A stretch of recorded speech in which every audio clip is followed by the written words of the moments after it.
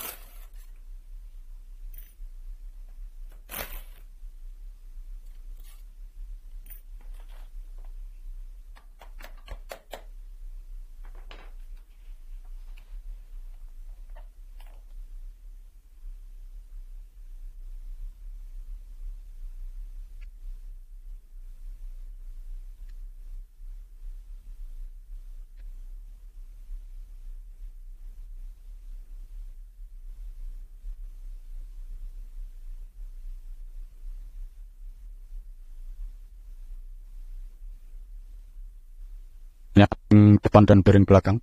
Bearing depan dan bearing belakang ini dampaknya kalau sudah aus, sudah berisik ya, itu tandanya aus. Nanti dampaknya itu shaftnya oleng seperti ini ya. Kalau sudah oleng seperti ini, kemungkinan di sininya bersentuhan dengan bagian statornya dan motornya juga panas.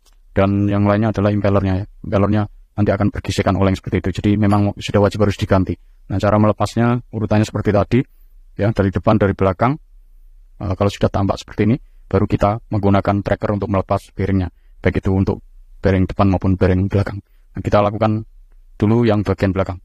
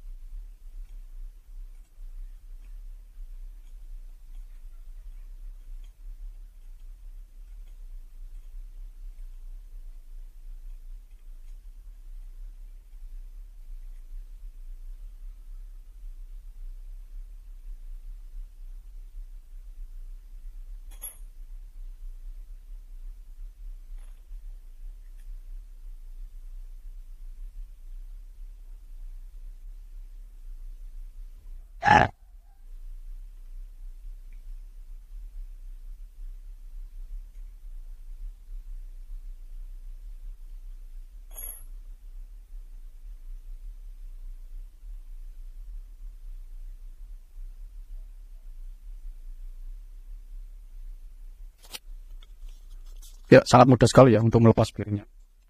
Setelah kita angkat dengan tracker, ya ini tampaknya bearingnya. Dan di sini juga tidak mengalami kerusakan. Berbeda kalau di Palu ya.